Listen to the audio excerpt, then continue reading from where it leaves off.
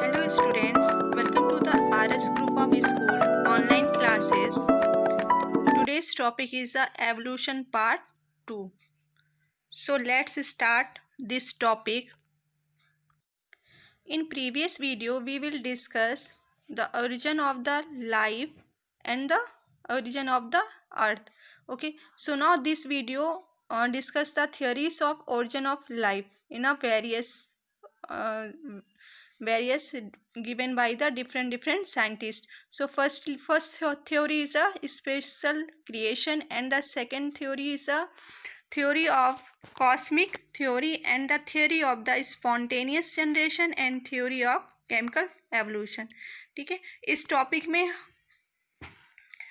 हम सबसे पहला जो टॉपिक डिस्कस करते हैं उसमें कई अलग अलग वैज्ञानिकों के द्वारा जीवन की उत्पत्ति से संबंधित जो भी विचार और जो भी उनकी सिद्धांत दिए गए हैं उसके बारे में हम यहाँ पर बात करेंगे। तो इसमें इन्होंने चार जो थ्योरी हैं, चार सिद्धांत दिए हैं। पहला है आपका थ्योरी ऑफ स्पेशल क्रिएशन का, मीन्स विशिष्ट सृष्टिवाद या धार्मिक परिकल्पना। दूसरा है आपका कॉस्मिक थ्योरी, यानी थ्योरी ऑफ पंचमिया, ये आपका आता है ब्रह्मांडवाद या कॉस्मोजोइक सिद्धांत। थर्ड है थ्योरी ऑफ स्पॉन्टेनियस जनरेशन, इसमें होगा कि स्वतः उत्पत्ति या अजीवात जीवोत्पत्ति का मत। एंड फोर्थ आपका है थ्योरी ऑफ केमिकल एवोल्यूशन, कि अणुओं द्वारा और सरल कार्बनिक पदार्थों के द्वारा कैसे यौगिकों का निर्माण हुआ, इसके अंतर्गत ये पॉइंट आता है। तो चलिए वन बाय वन हम इस सभी थ्योरीज के बारे में डिस्कस करते हैं। पहली थ्योरी है थ्योरी ऑफ स्पेशल क्रिएशन, यानी कि विशिष्ट सृष्टिवाद या धार्मिक परिकल्पना। इसमें क्या था, इस थ्योरी के अकॉर्डिंग इन्होंने बोला, इसमें कहा गया कि जो आपके सबसे पहले पृथ्वी एवं स्वर्ग पहले दिन बने, दूसरे दिन आकाश का निर्माण हुआ, थर्ड डे आपका अर्थ का निर्माण हुआ, और जो भी आपकी वेजिटेशन थी मीन्स वनस्पति थी उनका निर्माण हुआ। फोर्थ डे आपका सूर्य, चंद्रमा, तारे और जितने भी और प्लैनेट हैं, ग्रह हैं, उनका निर्माण हुआ। फिफ्थ दिन यानी पाँचवें दिन जो मछली थी, पक्षी, उनका निर्माण हुआ। सिक्स डे उन जीवों का निर्माण हुआ जो स्थल पर रहते हैं, और मनुष्य की सृष्टि हुई। तो इसमें इन्होंने बताया कि जो मनुष्य का निर्माण हुआ वो किस दिन हुआ था, 6 डे हुआ था। फिर इसके बाद में इन्होंने कहा कि इसी तरह से आपकी जो डेवलपमेंट हुआ पृथ्वी का वो इस तरह से हुआ। फिर इसमें कहा कि all this ideas underwent drastic changes during 19th century when Charles Darwin showed that the existing life forms share similarities to varying degree among themselves and also with those life forms that existed millions of life ago and that took place during a different phase of geological history। और ये जो विचार रखा गया इस theory में, ये कब चेंज हुआ, जब चार्ल्स डार्विन ने अपना मत दिया नेचुरल सिलेक्शन का, प्राकृतिक वर्ण का, उससे उन्होंने कुछ इससे सिमिलरिटी वेरी की, तब वो चीज़ें आगे जाकर इस थ्योरी के पॉइंट्स को चेंज हुआ उसमें। तो एक तरह से हम ये कह सकते हैं कि ये थ्योरी जो थी, इसे जो ये अपने शब्द कह रही थी, जिस मत को रख रही थी, उसे ये वेरीफाई नहीं कर पाई, तो इसलिए इसको इतने ज़्यादा अधिक महत्व नहीं दिया गया। Okay, no second theory is a cosmic theory, कि ब्रह्मांडवाद या cosmic theory. Some scientists believe that the life has come on Earth from other planets or other space. Early Greek philosophers, through units called spores, came on Earth along with meteorites, and they might have evolved into present day form.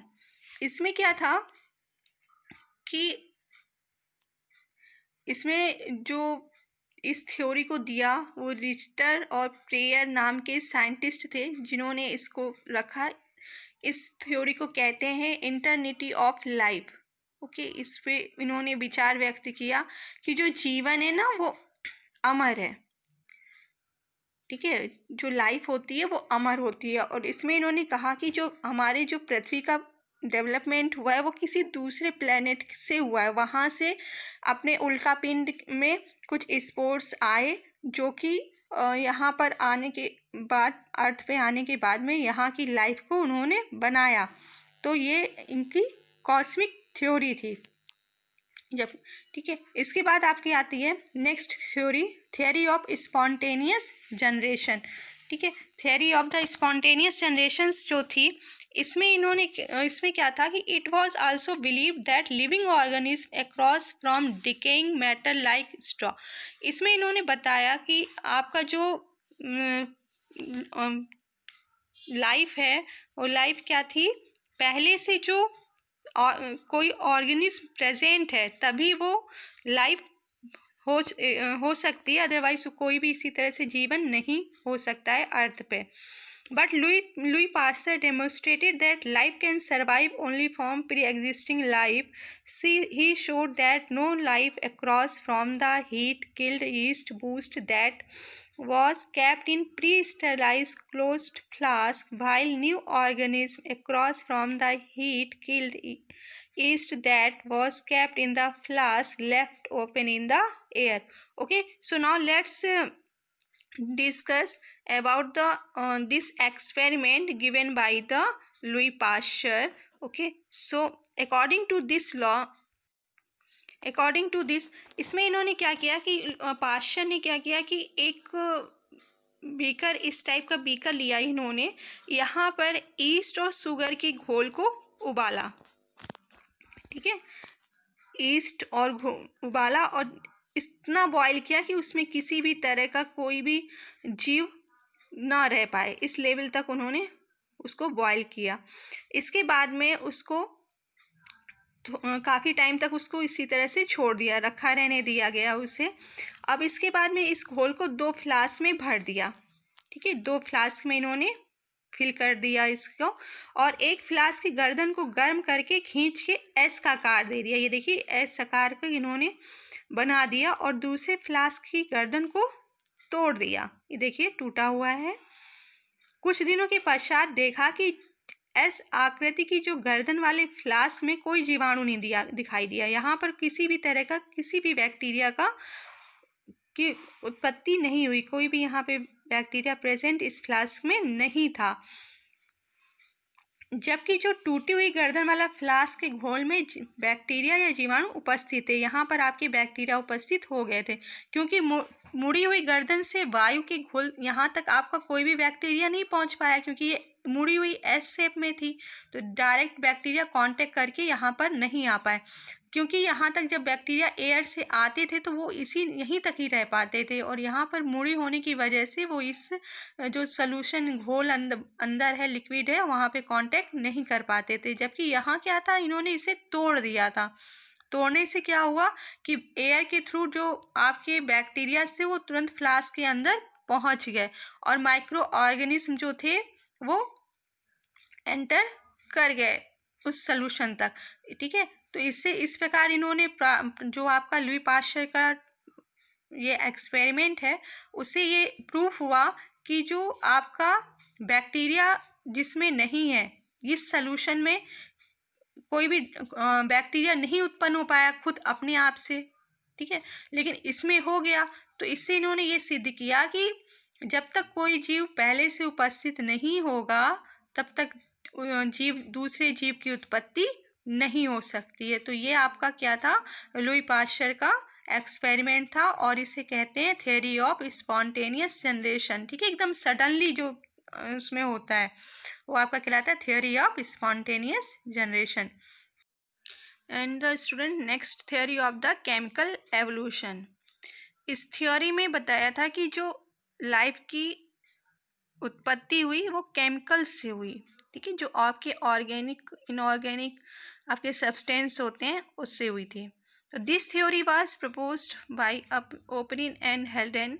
They proposed that first time life form could have come from pre-existing non-living organic molecule like as the RNA, proteins, etc., and that formation of life was prepared by chemical evolution, that is formation of diverse organic molecules from inorganic constituents.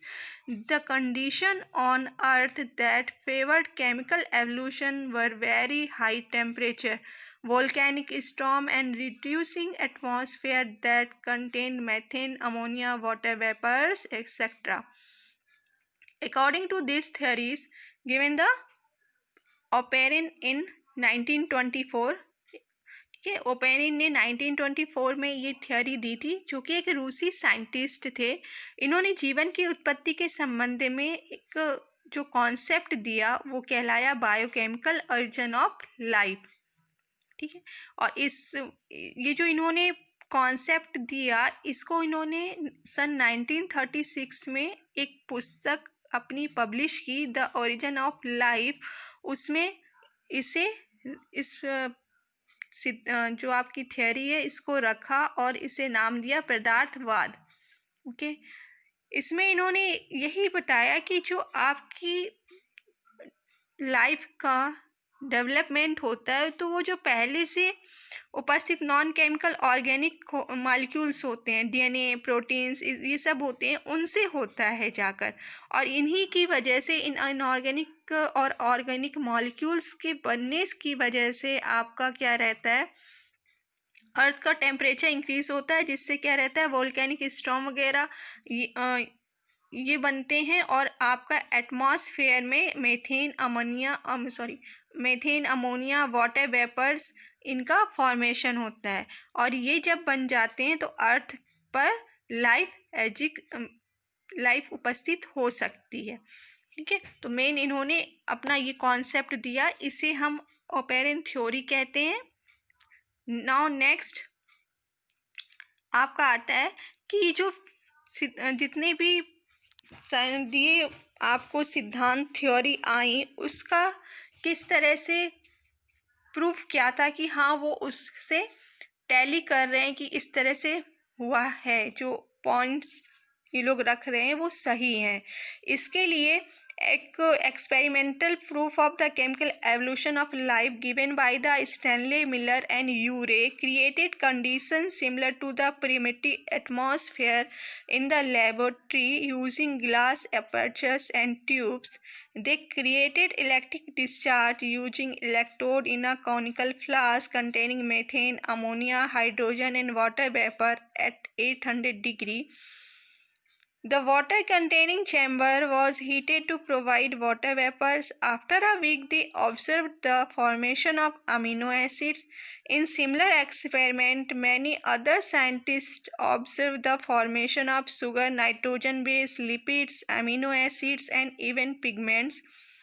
Analysis of the meteorites also revealed the presence of similar compound, indicating the occurrence of similar process the space, and the chemical evolution of life was more or less accepted, ठीक है। इस experiment के according Stanley और Miller ने ये कहा कि जो आपकी लाइफ है वो क्या रहता है कि आपका पहले से जो एटमॉस्फेयर होता है सेम उसी को उन्होंने इस तरह से डेवलप किया एक लैब में, और उसको वहाँ पे उन्होंने एक्सपेरिमेंट किया था, ठीक है। तो इस पे इन्होंने कहा कि जो भी आपका इनका निकल के आया था कंक्लूजन, वो क्या कर रहा था, उस थ्योरी से मैच हो रहा था कि हाँ लाइफ जो होती है, जो साइंटिस्ट ने थ्योरी दी है, फोर्थ अभी आपने पढ़ा, उसको ये फेवर करता है। अब इसके अकॉर्डिंग देखिए क्या है, ये डायग्राम से हम समझते हैं। मिलर यूरे एक्सपेरिमेंट था। यहाँ पर इन्होंने ये 2 फ्लास्क लिए, एक बड़ा फ्लास्क लिया, एक छोटा फ्लास्क लिया।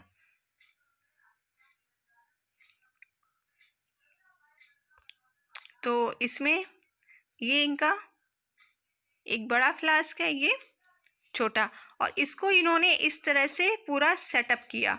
इसको यहाँ कंडेंसर लगाया जो कि कूलिंग का वर्क कर रहा था। इस फ्लास्क में इलेक्ट्रोड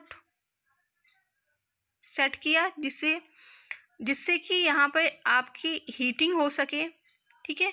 और यहाँ पर इन्होंने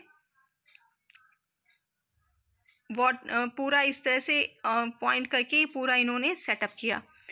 अब हम इसके बारे में डिस्कस करते हैं। जो एक्सपेरिमेंट था, ये तो इनका एक हो गया कि किस तरह से इन्होंने फ्लास्क लिया था और किस तरह से इन्होंने पूरा उसका सेटअप किया था। तो इसमें क्या था कि जो है यूरे और स्टैनली मिलर, ये दो साइंटिस्ट थे। इन्होंने 1953 में क्या किया कि मीथेन, हाइड्रोजन और अमोनिया, ठीक है ना, मीथेन इन्होंने क्या लिया था, मीथेन लिया, CH4, हाइड्रोजन और अमोनिया NH3, ये इन्होंने 3 केमिकल्स लिए और इसको इन्होंने क्या जो रेशियो लिया था वो रेशियो था 2:1, यानी 2 इनका मीथेन हुआ जाके 1